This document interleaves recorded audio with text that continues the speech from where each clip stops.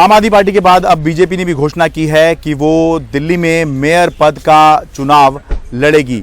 BJP ने आखिरी दिन शिखा राय को अपना मेयर पद का उम्मीदवार घोषित किया।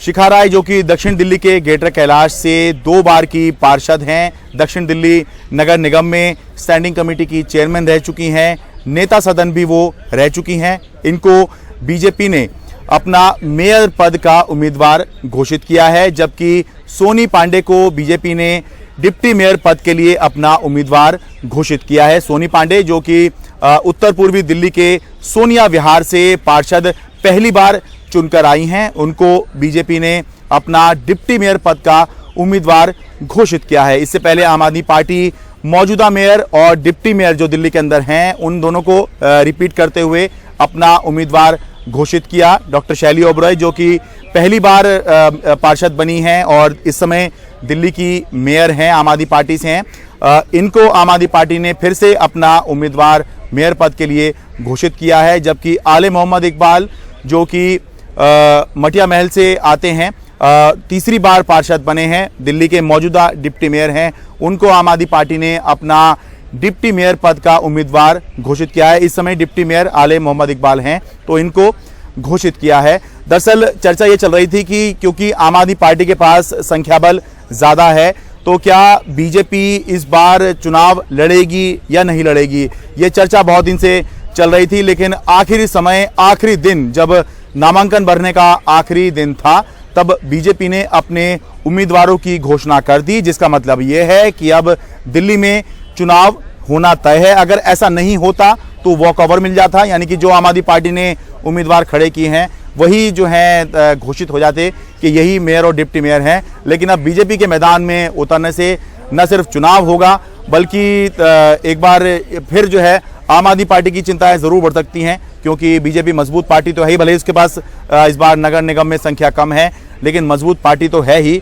और पिछली बार भी आम आदमी पार्टी के पास भले ही नंबर ज़्यादा थे, लेकिन आम आदमी पार्टी को दिल्ली में अपना मेयर बनवाने के लिए सुप्रीम कोर्ट तक जाना पड़ गया था। बहुत से लोग ये सोच रहे हैं कि अभी तो दिल्ली में मेयर डिप्टी मेयर का चुनाव हुआ ही था, ये फिर से चुनाव क्यों हो रहा है। तो बात यह है कि दिल्ली के अंदर मेयर डिप्टी मेयर कभी भी बने, लेकिन उनका कार्यकाल 31 मार्च को ख़त्म हो जाता है। और जो एक्ट कहता है वो ये है कि अप्रैल से ये शुरुआत होनी चाहिए कार्यकाल की।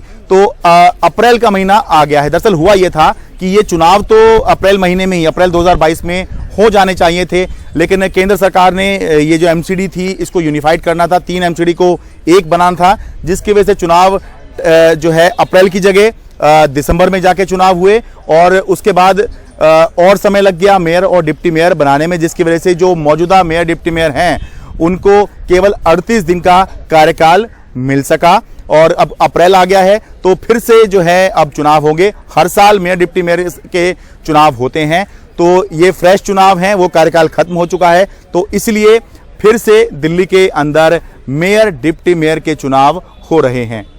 बहुत से लोग ये सवाल पूछ रहे हैं कि जब दिल्ली में मेयर का चुनाव होगा, फिर से होगा, तो फिर प्रोटेम स्पीकर कौन होगा या उस बैठक की अध्यक्षता कौन करेगा जिसमें मेयर का चुनाव कराया जाएगा।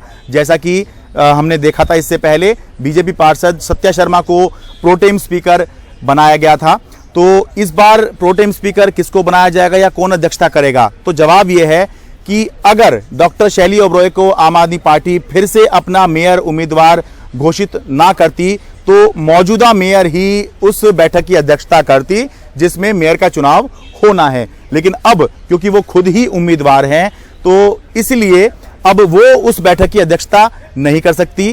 तो अब क्या होगा, अब वही होगा जो पहले हुआ था, यानी कि एमसीडी से फाइल चलेगी, कुछ नाम वो प्रस्तावित करेंगे और उसके बाद जो दिल्ली सरकार है, दिल्ली की चुनी हुई सरकार है, वो अपने नाम की जो है सिफारिश करेगी और बताएगी कि उनके हिसाब से कौन प्रोटेम स्पीकर बनना चाहिए। और फिर फाइल जो है एलजी के पास जाएगी और फाइनल अप्रूवल जो है वो एलजी की तरफ से आएगी कि इसको वो प्रोटेम स्पीकर घोषित कर रहे हैं। तो नज़र इस बात पर भी होगी कि किसको इस बार प्रोटेम स्पीकर बनाया जाता है, क्योंकि पिछली बार प्रोटेम स्पीकर को लेकर भी विवाद शुरू हो गया था।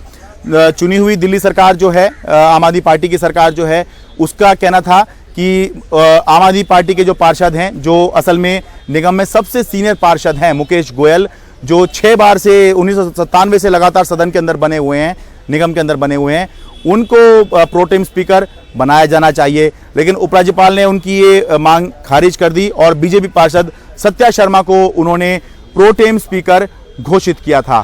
तो अब लड़ाई होना तय है, लड़ाई मतलब ये मुकाबला होना तय है क्योंकि चुनाव है। तो आम आदमी पार्टी और बीजेपी के बीच में ये संघर्ष होगा मेयर पद के लिए और देखना है कि संघर्ष कितना हो पाता है। लेकिन अहम बात यह है कि आम आदमी पार्टी को वॉकओवर नहीं मिल पाया, जैसे कि चर्चा चल रही थी कि क्योंकि आम आदमी पार्टी के पास संख्या बल ज़्यादा है, दिल्ली में जो है उसको सीटें निगम के अंदर ज़्यादा मिली हैं, तो शायद बीजेपी क्या इस बार ऐसा होगा कि चुनाव ना लड़े, लेकिन ऐसा नहीं हो रहा। बीजेपी पिछली बार की ही तरह इस बार भी आखिरी मौके पर उसने अपना उम्मीदवार घोषित किया है, लेकिन उम्मीदवार घोषित करने की वजह से ये हो गया है कि चुनाव तो अब होंगे। दिल्ली से अपने कैमरा सहयोगी प्रेम सिंह के साथ में शरद शर्मा, एनडीटीवी इंडिया।